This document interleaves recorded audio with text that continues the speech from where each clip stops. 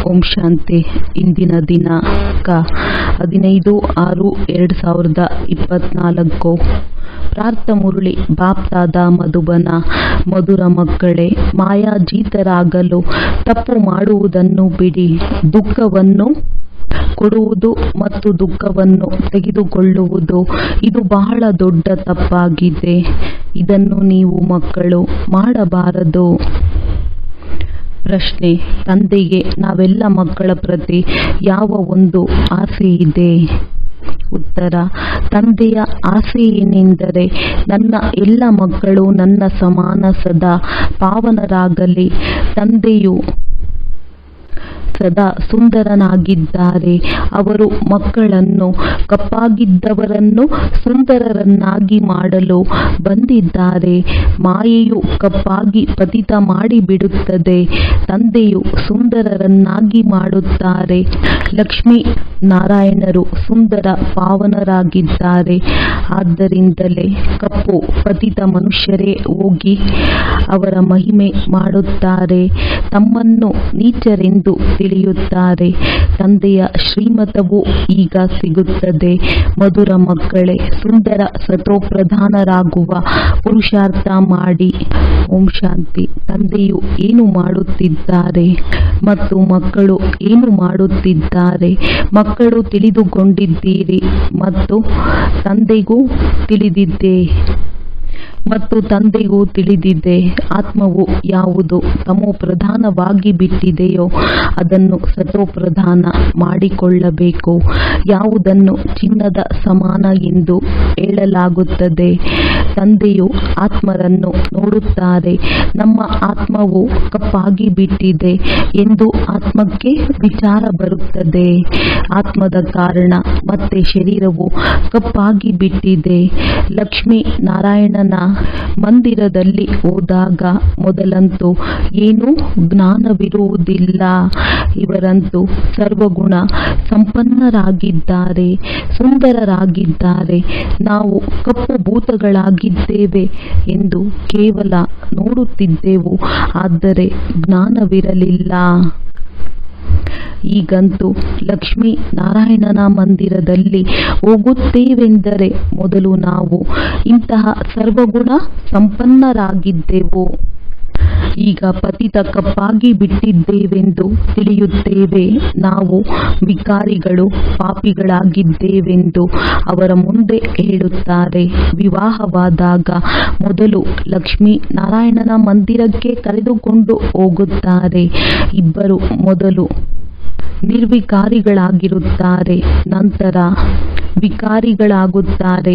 ಆದ್ದರಿಂದ ನಿರ್ವಿಕಾರಿ ದೇವತೆಗಳ ಮುಂದೆ ಹೋಗಿ ತಮ್ಮನ್ನು ವಿಕಾರಿ ಪತಿತರೆಂದು ಹೇಳಿಕೊಳ್ಳುತ್ತಾರೆ. ವಿವಾಹಕ್ಕೆ ಮುಂಚೆ ಈ ರೀತಿ ಹೇಳಿಕೊಳ್ಳುವುದಿಲ್ಲ. ವಿಕಾರದಲ್ಲಿ ಹೋಗುವುದರಿಂದಲೇ ಮಂದಿರದಲ್ಲಿ ಹೋಗಿ ಅವರ ಮಹಿಮೆ ಮಾಡುತ್ತಾರೆ. ಇತ್ತೀಚೆಗಂತೂ ಲಕ್ಷ್ಮೀನಾರಾಯಣನ ಮಂದಿರದಲ್ಲಿ, ಶಿವನ ಮಂದಿರದಲ್ಲಿಯೂ ವಿವಾಹಗಳು ನಡೆಯುತ್ತವೆ. ಪತಿತರಾಗಲು ಕಂಕಣ ಕಟ್ಟಿಕೊಳ್ಳುತ್ತಾರೆ. ಈಗ ನೀವು ಸುಂದರರಾಗಲು ಕಂಕಣ ಕಟ್ಟಿಕೊಳ್ಳುತ್ತೀರಿ. ಆದ್ದರಿಂದ ಸುಂದರರನ್ನಾಗಿ ಮಾಡುವ ಶಿವ ತಂದೆಯನ್ನು ನೆನಪು ಮಾಡುತ್ತೀರಿ. ಈ ರಥದ ಭ್ರುಕುಟಿಯ ಮಧ್ಯದಲ್ಲಿ ಶಿವ ತಂದೆ ಇದ್ದಾರೆ. ಅವರು ಸದಾ ಸುಂದರರಾಗಿದ್ದಾರೆಂದು ನಿಮಗೆ ತಿಳಿದಿದೆ. ಆ ತಂದೆಗೆ ಇದೇ ಆಸೆ ಇರುತ್ತದೆ. ಮಕ್ಕಳು ನನ್ನಂತೆ ಪಾವನ ಸುಂದರರಾಗಲಿ, ನನ್ನೊಬ್ಬನನ್ನು ನೆನಪು ಮಾಡಿ ಪವಿತ್ರರಾಗಿ ಬಿಡಲಿ. ತಂದೆಯನ್ನು ಆತ್ಮವೇ ನೆನಪು ಮಾಡಬೇಕಾಗಿದೆ. ಮಕ್ಕಳು ನೋಡಿ ನೋಡಿ ತಿಳಿಯುತ್ತೀರಿ, ನಾವು ಪವಿತ್ರರಾಗಬೇಕು. ನಂತರ ನಾವು ಈ ರೀತಿ ಲಕ್ಷ್ಮೀ ನಾರಾಯಣರಾಗುತ್ತೇವೆ. ಈ ಗುರಿ ಉದ್ದೇಶವನ್ನು ಮಕ್ಕಳು ಬಹಳ ಎಚ್ಚರಿಕೆಯಿಂದ ನೆನಪಿಡಬೇಕು. ತಂದೆಯ ಬಳಿ ಬಂದಿದ್ದೇವೆ, ಇಷ್ಟೇ ಸಾಕು. ಮತ್ತೆ ಅಲ್ಲಿ ಹೋದ ಮೇಲೆ ತಮ್ಮದೇ ಉದ್ಯೋಗ ವ್ಯವಹಾರಗಳಲ್ಲಿ ತತ್ಪರರಾಗಿ ಬಿಡುವುದಲ್ಲ. ಆದ್ದರಿಂದ ಇಲ್ಲಿ ಸನ್ಮುಖದಲ್ಲಿ ಕುಳಿತು ತಂದೆಯು ಮಕ್ಕಳಿಗೆ ತಿಳಿಸಿಕೊಡುತ್ತಾರೆ. ಭ್ರುಕುಟಿಯ ಮಧ್ಯೆ ಆತ್ಮವಿರುತ್ತದೆ. ಇದು ಅಕಾಲ ಆತ್ಮನ ಸಿಂಹಾಸನವಾಗಿದೆ.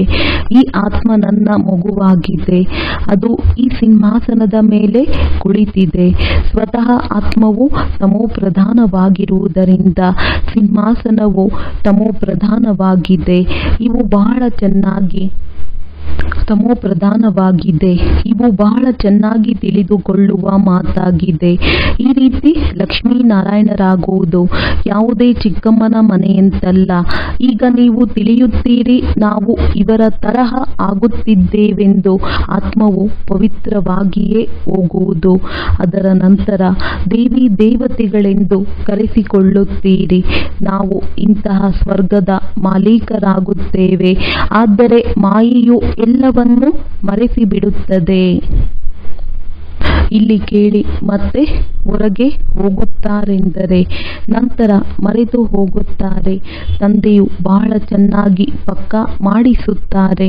ತಮ್ಮನ್ನು ನೋಡಿಕೊಳ್ಳಬೇಕು. ಈ ದೇವತೆಗಳಲ್ಲಿ ಎಷ್ಟು ಗುಣಗಳಿವೆಯೋ ಅದನ್ನು ಶ್ರೀಮತದಂತೆ ನಡೆದು ನಾವು ಧಾರಣೆ ಮಾಡಿಕೊಂಡಿದ್ದೇವೆಯೇ? ಚಿತ್ರಗಳು ಸನ್ಮುಖದಲ್ಲಿದೆ. ನಿಮಗೆ ಗೊತ್ತಿದೆ ನಾವು ಈ ರೀತಿಯಾಗಬೇಕು. ತಂದೆಯೇ ಮಾಡುತ್ತಾರೆ.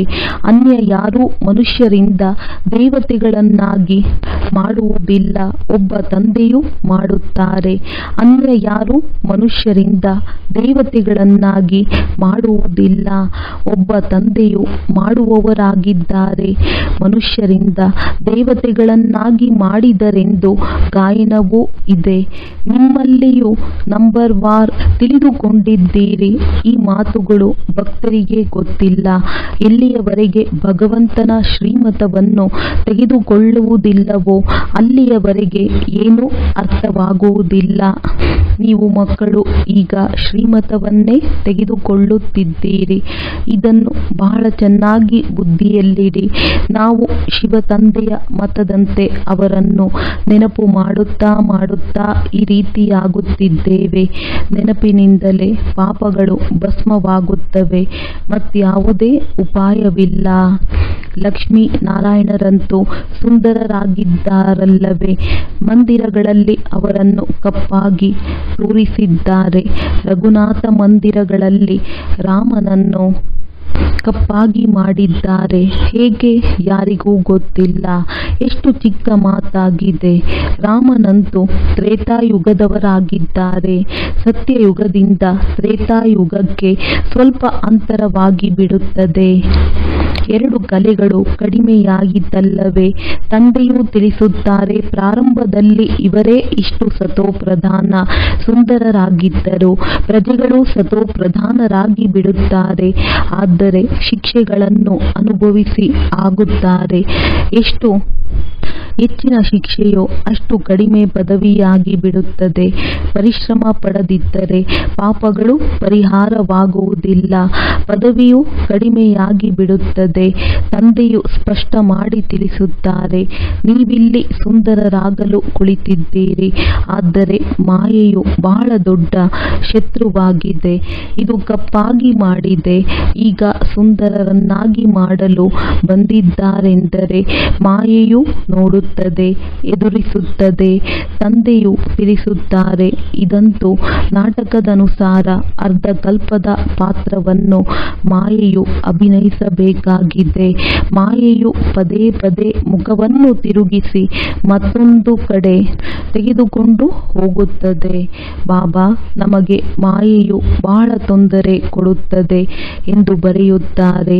ಅದಕ್ಕೆ ತಂದೆಯು ತಿಳಿಸುತ್ತಾರೆ, ಮಕ್ಕಳೇ, ಇದೇ ಯುದ್ಧವಾಗಿದೆ. ನೀವು ಸುಂದರರಿಂದ ಕಪ್ಪು ಮತ್ತು ಕಪ್ಪಾಗಿದ್ದವರು ಸುಂದರರಾಗುತ್ತೀರಿ.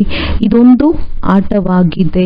ಯಾರು ಪೂರ್ಣ 84 ಜನ್ಮಗಳನ್ನು ತೆಗೆದುಕೊಂಡಿರುವರೋ ಅವರಿಗೆ ತಿಳಿಸುತ್ತೇನೆ, ಅವರ ಜನ್ಮವು ಭಾರತದಲ್ಲಿಯೇ ಆಗುತ್ತದೆ. ಅಂದರೆ ಭಾರತದಲ್ಲಿ ಎಲ್ಲರೂ 84 ಜನ್ಮಗಳನ್ನೇ ತೆಗೆದುಕೊಳ್ಳುವವರಿದ್ದಾರೆಂದಲ್ಲ.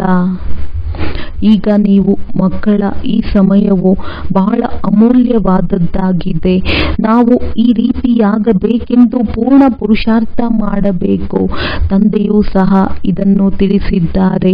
ಮಕ್ಕಳೇ, ಕೇವಲ ನನ್ನನ್ನು ನೆನಪು ಮಾಡಿ ಮತ್ತು ದೈವಿ ಗುಣಗಳನ್ನು ಧಾರಣೆ ಮಾಡಿ ಯಾರಿಗೂ ದುಃಖವನ್ನು ಕೊಡಬಾರದು. ತಂದೆ ಹೇಳುತ್ತಾರೆ, ಮಕ್ಕಳೇ, ಈಗ ಇಂತಹ ತಪ್ಪನ್ನು ಮಾಡಬೇಡಿ. ಬುದ್ಧಿಯೋಗವನ್ನು ಒಬ್ಬ ತಂದೆಯಲ್ಲಿಡಿ. ಜನ್ಮ ಜನ್ಮಾಂತರದಿಂದ ನೀವು ಪ್ರತಿಜ್ಞೆಯನ್ನು ಮಾಡುತ್ತಾ ಬಂದಿದ್ದೀರಿ. ಬಾಬಾ ತಾವು ಬಂದರೆ ನಾವು ತಮಗೆ ಪೂರ್ಣ ಬಲಿಹಾರಿಯಾಗಿ ಬಿಡುತ್ತೇವೆ ಮತ್ತು ತಮ್ಮ ಮತದಂತೆಯೇ ನಡೆಯುತ್ತೇವೆಂದು ಹೇಳುತ್ತಲೇ ಬಂದಿದ್ದೀರಿ. ಒಂದು ವೇಳೆ ನಿಮ್ಮ ಸಂಗಾತಿಯು ನಿಮಗೆ ಸಹಯೋಗ ಕೊಡುವುದಿಲ್ಲವೆಂದರೆ ನೀವು ನಿಮ್ಮ ಪುರುಷಾರ್ಥ ಮಾಡಿ. ಇಲ್ಲಿ ನಿಮ್ಮ ಸಂಗಾತಿಯು ಸಹಯೋಗ ಕೊಡದಿದ್ದರೆ ಜೋಡಿಯಾಗುವುದಿಲ್ಲ. ಯಾರೆಷ್ಟು ನೆನಪು ಮಾಡಿರುವಿರೋ, ದೈವಿ ಗುಣಗಳನ್ನು ಧಾರಣೆ ಮಾಡಿರುವರೋ ಅವರದ್ದೇ ಜೋಡಿಯಾಗುತ್ತದೆ. ಅಂದರೆ ಸಮಾನ ಪುರುಷಾರ್ಥ ಮಾಡಿದಾಗ ಮಾತ್ರ ಜೋಡಿಯಾಗಲು ಸಾಧ್ಯ. ಹೇಗೆ ನೋಡಿ, ಬ್ರಹ್ಮ ಸರಸ್ವತಿಯು ಸಹ ಒಳ್ಳೆಯ ಪುರುಷಾರ್ಥ ಮಾಡಿದ್ದರಿಂದ ಅವರು ಜೋಡಿಯಾಗುತ್ತಾರೆ. ಇವರು ಬಹಳ ಒಳ್ಳೆಯ ಸೇವೆ ಮಾಡುತ್ತಾರೆ, ನೆನಪಿನಲ್ಲಿರುತ್ತಾರೆ. ಇವು ಗುಣಗಳಲ್ಲವೇ? ಪಾಂಡವರಲ್ಲಿಯೂ ಒಳ್ಳೊಳ್ಳೆಯ ಮಕ್ಕಳಿದ್ದಾರೆ. ಬಾಬಾ ನಮಗೆ ಮಾಯೆಯ ಆಕರ್ಷಣೆಯಾಗುತ್ತದೆ. ಈ ಬಂಧನವು ತುಂಡಾಗುವುದೇ ಇಲ್ಲ. ಪದೇ ಪದೇ ನಾಮರೂಪದಲ್ಲಿ ಸಿಕ್ಕಿ ಹಾಕಿಸುತ್ತದೆ ಎಂದು ತಾವು ತಿಳಿಯುತ್ತಾರೆ. ಅದಕ್ಕೆ ತಂದೆಯು ತಿಳಿಸುತ್ತಾರೆ, ಮಕ್ಕಳೇ, ನಾಮರೂಪದಲ್ಲಿ ಸಿಕ್ಕಿಕೊಳ್ಳಬೇಡಿ, ಅರ್ಥಾತ್ ಮೋಹಿತರಾಗಬೇಡಿ. ನನ್ನಲ್ಲಿ ಮೋಹಿತರಾಗಿ ಹೇಗೆ ನೀವು ನಿರಾಕಾರಿಯಾಗಿದ್ದೀರಿ? ನಾನು ನಿರಾಕಾರನಾಗಿದ್ದೇನೆ. ನಿಮ್ಮನ್ನು ನನ್ನ ಸಮಾನರನ್ನಾಗಿ ಮಾಡಿಕೊಳ್ಳುತ್ತೇನೆ. ಶಿಕ್ಷಕರು ತಮ್ಮ ಸಮಾನ ಮಾಡುತ್ತಾರಲ್ಲವೇ? ವೈದ್ಯರು ವೈದ್ಯರನ್ನಾಗಿ ಮಾಡುತ್ತಾರೆ. ಹಾಗೆಯೇ ಇವರಂತೂ ಬೇಹದ್ದಿನ ತಂದೆಯಾಗಿದ್ದಾರಲ್ಲವೇ? ಅವರ ಹೆಸರು ಪ್ರಸಿದ್ಧವಾಗಿದೆ. ಹೇಗೆ ಪತಿತ ಪಾವನ ಬನ್ನಿ ಎಂದು ಕರೆಯುತ್ತದೆ, ಆತ್ಮ ಕರೆಯುತ್ತಿದೆ ಶರೀರದ ಮೂಲಕ. ಬಾಬಾ ಬಂದು ನಮ್ಮನ್ನು ಪಾವನ ಮಾಡಿ. ನಾವು ಹೇಗೆ ಪಾವನರಾಗುತ್ತಿದ್ದೇವೆಂದು ನಿಮಗೂ ಗೊತ್ತಿದೆ. ಹೇಗೆ ವಜ್ರದಲ್ಲಿ ಕೆಲವು ಕಪ್ಪು ಕಲೆಗಳಿರುತ್ತವೆ, ಹಾಗೆಯೇ ಆತ್ಮದಲ್ಲಿಯೂ ಲೋಹವು ಬೆಳಕೆಯಾಗಿದೆ. ಅದನ್ನು ತೆಗೆದು ಮತ್ತೆ ಸತ್ಯ ಚಿನ್ನವಾಗುತ್ತಾರೆ. ಆತ್ಮವು ಬಹಳ ಪವಿತ್ರವಾಗಬೇಕಾಗಿದೆ. ನಿಮ್ಮ ಗುರಿ ಉದ್ದೇಶವು ಬಹಳ ಸ್ಪಷ್ಟವಾಗಿದೆ. ಅನ್ಯ ಸತ್ಸಂಗದಲ್ಲಿ ಈ ರೀತಿ ಹೇಳಲು ಸಾಧ್ಯವಿಲ್ಲ. ತಂದೆಯು ತಿಳಿಸುತ್ತಾರೆ, ಈ ರೀತಿ ಶ್ರೇಷ್ಠರಾಗುವುದೇ ನಿಮ್ಮ ಉದ್ದೇಶವಾಗಿದೆ. ಇದು ನಿಮಗೂ ಗೊತ್ತಿದೆ. ನಾಟಕದನುಸಾರ ನಾವು ಅರ್ಧಕಲ್ಪ ರಾವಣನ ಸಂಘದಲ್ಲಿ ವಿಕಾರಿಗಳಾಗಿದ್ದೇವೆ. ಈಗ ದೇವಿ ದೇವತೆಗಳಾಗಬೇಕಾಗಿದೆ. ನಿಮ್ಮ ಬಳಿ ಬ್ಯಾಡ್ಜ್ ಇದೆ. ಇದರ ಬಗ್ಗೆ ತಿಳಿಸುವುದು ಬಹಳ ಸಹಜ. ಇವರು ತ್ರಿಮೂರ್ತಿಗಳಾಗಿದ್ದಾರೆ. ಬ್ರಹ್ಮರವರ ಮೂಲಕ ಸ್ಥಾಪನೆ. ಆದರೆ ಬ್ರಹ್ಮನಂತೂ ಮಾಡುವುದಿಲ್ಲ. ಅವರು ಪತಿತರಿಂದ ಪಾವನರಾಗುತ್ತಾರೆ. ಈ ಪತಿತರೇ ಮತ್ತೆ ಪಾವನರಾಗುತ್ತಾರೆಂದು ಮನುಷ್ಯರಿಗೆ ಗೊತ್ತಿಲ್ಲ. ಈಗ ನೀವು ಮಕ್ಕಳು ತಿಳಿಯುತ್ತೀರಿ. ವಿದ್ಯಾಭ್ಯಾಸದ ಗುರಿಯು ಬಹಳ ಉನ್ನತವಾಗಿದೆ. ತಂದೆಯು ಓದಿಸುವುದಕ್ಕೆ ಬರುತ್ತಾರೆ. ಜ್ಞಾನವಂತೂ ತಂದೆಯಲ್ಲಿಯೇ ಇದೆ. ಆದರೆ ಅವರು ಯಾರಿಂದಲೂ ಓದಿಲ್ಲ. ನಾಟಕದ ಯೋಜನೆಯ ಅನುಸಾರ ಅವರಲ್ಲಿ ಜ್ಞಾನವಿದೆ. ಇವರಲ್ಲಿ ಜ್ಞಾನವೆಲ್ಲಿಂದ ಬಂದಿತು ಎಂದು ಹೇಳುವಂತಿಲ್ಲ. ಅವರೇ ಜ್ಞಾನಪೂರ್ಣನಾಗಿದ್ದಾರೆ. ಅವರೇ ನಿಮ್ಮನ್ನು ಪತಿತರಿಂದ ಪಾವನರನ್ನಾಗಿ ಮಾಡುತ್ತಾರೆ. ಮನುಷ್ಯರು ಪಾವನರಾಗುವುದಕ್ಕಾಗಿ ಗಂಗೆಯಲ್ಲಿ ಸ್ನಾನ ಮಾಡುತ್ತಲೇ ಇರುತ್ತಾರೆ. ಸಮುದ್ರದಲ್ಲಿಯೂ ಸ್ನಾನ ಮಾಡುತ್ತಾರೆ, ಮತ್ತೆ ಪೂಜೆಯನ್ನು ಮಾಡುತ್ತಾರೆ, ಸಾಗರ ದೇವತೆ ಎಂದು ತಿಳಿಯುತ್ತಾರೆ. ವಾಸ್ತವದಲ್ಲಿ ಈ ಹರಿಯುವ ನದಿಗಳು ಇದ್ದೇ ಇರುತ್ತವೆ ಎಂದು ವಿನಾಶ ಹೊಂದುವುದಿಲ್ಲ. ಬಾಕಿ ಮೊದಲು ಇವು ಆಜ್ಞೆಯಂತೆಯೇ ನಡೆಯುತ್ತಿದ್ದವು, ಪ್ರವಾಹಗಳ ಮಾತಿರಲಿಲ್ಲ, ಮನುಷ್ಯರೆಂದೂ ನೀರಿನಲ್ಲಿ ಮುಳುಗಿ ಹೋಗುತ್ತಿರಲಿಲ್ಲ. ಸತ್ಯಯುಗದಲ್ಲಂತೂ ಕೆಲವರೇ ಮನುಷ್ಯರಿದ್ದರು, ನಂತರ ವೃದ್ಧಿಯನ್ನು ಹೊಂದುತ್ತಾ ಇರುತ್ತಾರೆ. ಕಲಿಯುಗದ ಅಂತ್ಯದವರೆಗೆ ಎಷ್ಟೊಂದು ಜನಸಂಖ್ಯೆಯಾಗಿ ಬಿಡುತ್ತದೆ, ಅಲ್ಲಂತೂ ಬಹಳ ದೀರ್ಘಾಯಸ್ಸಿರುತ್ತದೆ, ಕಡಿಮೆ ಮನುಷ್ಯರಿರುತ್ತಾರೆ. ನಂತರ 2500 ವರ್ಷಗಳಲ್ಲಿ ಎಷ್ಟೊಂದು ವೃದ್ಧಿಯಾಗಿ ಬಿಡುತ್ತದೆ, ವೃಕ್ಷದ ಎಷ್ಟೊಂದು ವಿಸ್ತಾರವಾಗುತ್ತದೆ. ಮೊಟ್ಟ ಮೊದಲು ಭಾರತದಲ್ಲಿ ಕೇವಲ ನಮ್ಮದೇ ರಾಜ್ಯವಿತ್ತು. ನೀವು ಈ ರೀತಿ ಹೇಳುತ್ತೀರಿ, ನಿಮ್ಮಲ್ಲಿಯೂ ಕೆಲವರಿಗೆ ನಾವು ನಮ್ಮ ರಾಜ್ಯ ಸ್ಥಾಪನೆ ಮಾಡುತ್ತಿದ್ದೇವೆ ಎಂದು ನೆನಪಿರುತ್ತದೆ. ನಾವು ಆತ್ಮಿಕ ಯೋಧರು, ಯೋಗ ಬಲದವರು ಎಂದು ಕೆಲವರು ಮರೆತು ಹೋಗುತ್ತಾರೆ. ನಾವು ಮಾಯೆಯೊಂದಿಗೆ ಯುದ್ಧ ಮಾಡುವವರಾಗಿದ್ದೇವೆ. ಈಗ ರಾಜಧಾನಿಯು ಸ್ಥಾಪನೆಯಾಗುತ್ತಿದೆ. ಎಷ್ಟು ತಂದೆಯನ್ನು ನೆನಪು ಮಾಡುತ್ತೇವೋ ಅಷ್ಟು ವಿಜಯಿಗಳಾಗುತ್ತೇವೆ. ಈ ರೀತಿಯಾಗುವುದೇ ನಮ್ಮ ಗುರಿ, ಉದ್ದೇಶವಾಗಿದೆ. ಇವರ ಮೂಲಕ ತಂದೆಯು ನಮ್ಮನ್ನು ಇಂತಹ ದೇವತೆಗಳನ್ನಾಗಿ ಮಾಡುತ್ತಾರೆ. ಅಂದ ಮೇಲೆ ಮತ್ತೆ ಇನ್ನೇನು ಮಾಡಬೇಕು? ತಂದೆಯನ್ನು ನೆನಪು ಮಾಡಬೇಕು. ಇವರು ಬ್ರಹ್ಮ ದಲ್ಲಾಳಿಯಾದರು. ಯಾವಾಗ ಸದ್ಗುರು ಸಿಕ್ಕಿದರೋ ದಲ್ಲಾಳಿ ರೂಪದಲ್ಲಿ ಎಂಬ ಗಾಯನವೂ ಇದೆ. ತಂದೆಯು ಇವರ ಶರೀರವನ್ನು ತೆಗೆದುಕೊಳ್ಳುತ್ತಾರೆಂದರೆ ಇವರು ಮಧ್ಯದಲ್ಲಿ ದಲ್ಲಾಳಿಯಾದರಲ್ಲವೇ? ಇವರು ಮತ್ತೆ ನಿಮ್ಮ ಯೋಗವನ್ನು ಶಿವ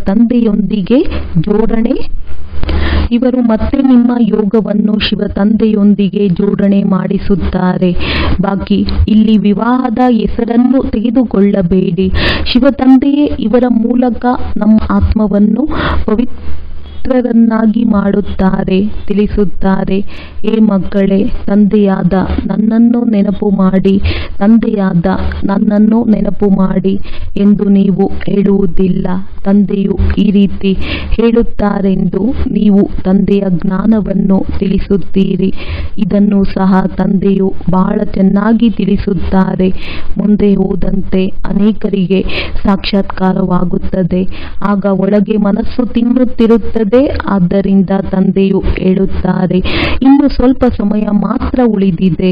ಈ ಕಣ್ಣುಗಳಿಂದ ನೀವು ವಿನಾಶವನ್ನು ನೋಡುತ್ತೀರಿ.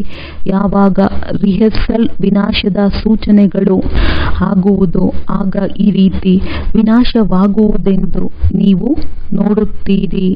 ಅನೇಕರಿಗೆ ವೈಕುಂಠದ ಸಾಕ್ಷಾತ್ಕಾರವಾಗುತ್ತದೆ. ಇದೆಲ್ಲವೂ ಬೇಗ ಬೇಗ ನಡೆಯುತ್ತದೆ. ಜ್ಞಾನ ಮಾರ್ಗದಲ್ಲಿ ಎಲ್ಲವೂ ಸತ್ಯವಾಗಿದೆ. ಭಕ್ತಿಯಲ್ಲಿ ಅನುಕರಣೆ ಮಾಡಿದ್ದಾರೆ, ಕೇವಲ ಸಾಕ್ಷಾತ್ಕಾರ ಮಾಡುತ್ತಾರೆ. ಆದರೆ ಆ ರೀತಿ ಏನೂ ಆಗುವುದಿಲ್ಲ. ತಾವಂತೂ ಆಗುತ್ತೀರಿ. ಸಾಕ್ಷಾತ್ಕಾರದಲ್ಲಿ ನೋಡಿದ್ದೀರೋ ಅದನ್ನು ಈ ಕಣ್ಣುಗಳಿಂದ ನೋಡುತ್ತೀರಿ. ವಿನಾಶವನ್ನು ನೋಡುವುದು ಚಿಕ್ಕಮ್ಮನ ಮನೆಯಂತಲ್ಲ. ಅದರ ಮಾತೇ ಕೇಳಬೇಡಿ. ನಮ್ಮ ಮುಂದೆಯೇ ಕೊಲೆ ಮಾಡುತ್ತಾರೆ. 2 ಕೈಗಳು ಸೇರಿದಾಗಲೇ ಚಪ್ಪಾಳೆಯಾಗುತ್ತದೆ ಎಲ್ಲವೇ? ಇಬ್ಬರು ಸಹೋದರರನ್ನು ಪರಸ್ಪರ ಹೊಡೆದಾಡಿ ಎಂದು ಬೇರೆ ಮಾಡಿಬಿಡುತ್ತಾರೆ. ಇದು ಸಹ ನಾಟಕವು ಮಾಡಲ್ಪಟ್ಟಿದೆ. ಈ ರಹಸ್ಯವನ್ನು ಅವರು ತಿಳಿದುಕೊಂಡಿಲ್ಲ. ಇಬ್ಬರನ್ನು ಬೇರ್ಪಡಿಸುವುದರಿಂದ ಹೊಡೆದಾಡುತ್ತಿರುತ್ತಾರೆ. ಅಂದಾಗ ಅವರು ತಯಾರಿಸಿರುವ ಸಿಡಿಮದ್ದುಗಳು ಖರ್ಚಾಗುತ್ತವೆ. ಅವರಿಂದಲೂ ಸಂಪಾದನೆಯಾಯಿತಲ್ಲವೇ? ಆದರೆ ಅಂತ್ಯದಲ್ಲಿ ಇವುಗಳಿಂದಲೂ ಕೆಲಸವಾಗುವುದಿಲ್ಲ. ಮನೆಯಲ್ಲಿ ಕುಳಿತಿದ್ದಂತೆಯೇ ಬಾಂಬುಗಳನ್ನು ಎಸೆಯುತ್ತಾರೆ. ಮತ್ತು ಸಮಾಪ್ತಿಯಾಗುತ್ತದೆ. ಅದರಲ್ಲಿ ಮನುಷ್ಯರ ಅವಶ್ಯಕತೆಯಾಗಲಿ ಆಯುಧಗಳ ಅವಶ್ಯಕತೆಯಾಗಲಿ ಇರುವುದಿಲ್ಲ.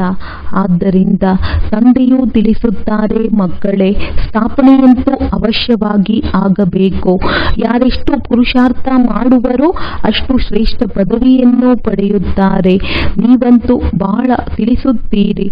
ಭಗವಂತನು ಹೇಳುತ್ತಾರೆ, ಈ ಕಾಮದ ಕತ್ತಿಯನ್ನು ನಡೆಸಬೇಡಿ. ಕಾಮವನ್ನು ಜಯಿಸುವುದರಿಂದಲೇ ಜಗಜ್ಜೀತರಾಗಬೇಕೆಂದು ಹೇಳುತ್ತೀರಿ. ಕೊನೆಯಲ್ಲಿ ಅವಶ್ಯವಾಗಿ ನಿಮ್ಮ ಬಾಣವು ನಾಟುತ್ತದೆ. ಒಳ್ಳೆಯದು. ಮಧುರಾತಿ ಮಧುರ ಪ್ರೀತಿಯ ಮಾತ್ಪಿತಾ ಬಾಪ್ದಾದಾರವರ ನೆನಪು, ಪ್ರೀತಿ ಹಾಗೂ ಸುಪ್ರಭಾತ. ಆತ್ಮೀಯ ಮಕ್ಕಳಿಗೆ ಆತ್ಮೀಯ ತಂದೆಯ ನಮಸ್ತೆ. ಧಾರಣೆಗಾಗಿ ಮುಖ್ಯ ಸಾರ. ಈ ಸಮಯವು ಬಹಳ ಅಮೂಲ್ಯವಾಗಿದೆ. ಈಗಲೇ ಪುರುಷಾರ್ಥ ಮಾಡಿ ತಂದೆಗೆ ಪೂರ್ಣ ಬಲಿಹಾರಿಯಾಗಬೇಕು. ದೈವಿ ಗುಣಗಳನ್ನು ಧಾರಣೆ ಮಾಡಬೇಕು. ಯಾವುದೇ ಪ್ರಕಾರದ ತಪ್ಪು ಮಾಡಬಾರದು. ಒಬ್ಬ ತಂದೆಯ ಮತದಂತೆ ನಡೆಯಬೇಕಾಗಿದೆ. ಗುರಿ ಉದ್ದೇಶವನ್ನು ಮುಂದಿಟ್ಟುಕೊಂಡು ಬಹಳ ಎಚ್ಚರಿಕೆಯಿಂದ ನಡೆಯಬೇಕು. ಆತ್ಮವನ್ನು ಪವಿತ್ರ ಸತೋಪ್ರಧಾನವನ್ನಾಗಿ ಮಾಡಿಕೊಳ್ಳಲು ಪರಿಶ್ರಮ ಪಡಬೇಕು. ಒಳಗೆ ಯಾವುದೇ ಕಳೆಗಳಿದ್ದರೆ ಪರಿಶೀಲಿಸಿ ತೆಗೆಯಬೇಕು. ವರದಾನ. ಬ್ರಾಹ್ಮಣ ಜೀವನದಲ್ಲಿ ಪ್ರತಿ ಸೆಕೆಂಡ್ ಸುಖಮಯ ಸ್ಥಿತಿಯ ಅನುಭವ ಮಾಡುವಂತಹ ಸಂಪೂರ್ಣ ಪವಿತ್ರ ಆತ್ಮಾಭವ. ಪವಿತ್ರತೆಯನ್ನೇ ಸುಖ ಶಾಂತಿಯ ಜನನಿ ಎಂದು ಹೇಳಲಾಗುತ್ತದೆ. ಯಾವುದೇ ಪ್ರಕಾರದ ಅಪವಿತ್ರತೆಯು ದುಃಖ ಅಶಾಂತಿಯ ಅನುಭವವನ್ನು ಮಾಡಿಸುತ್ತದೆ. ಬ್ರಾಹ್ಮಣ ಜೀವನವೆಂದರೆ ಪ್ರತಿ ಸೆಕೆಂಡಿನಲ್ಲಿ ಸುಖಮಯ ಸ್ಥಿತಿಯಲ್ಲಿರುವವರು. ಬಲೆ ದುಃಖದ ದೃಶ್ಯವೇ ಇರಬಹುದು, ಆದರೆ ಎಲ್ಲಿ ಪವಿತ್ರತೆಯ ಶಕ್ತಿ ಇರುತ್ತದೆಯೋ ಅಲ್ಲಿ ದುಃಖದ ಅನುಭವವಾಗಲು ಸಾಧ್ಯವಿಲ್ಲ. ಪವಿತ್ರ ಆತ್ಮರು ಮಾಸ್ಟರ್ ಸುಖಕರ್ತರಾಗಿ ದುಃಖವನ್ನು ಆತ್ಮಿಕ ಸುಖದ ವಾಯುಮಂಡಲದಲ್ಲಿ ಪರಿವರ್ತನೆ ಮಾಡಿಬಿಡುತ್ತಾರೆ. ಸ್ಲೋಗನ್. ಸಾಧನಗಳ ಪ್ರಯೋಗವನ್ನು ಮಾಡುತ್ತಾ ಸಾಧನೆಯನ್ನು ವೃದ್ಧಿ ಮಾಡಿಕೊಳ್ಳುವುದೇ ಬೇಅದ್ದಿನ ವೈರಾಗ್ಯ ವೃತ್ತಿಯಾಗಿದೆ. ಒಳ್ಳೆಯದು. ಓಂ ಶಾಂತಿ.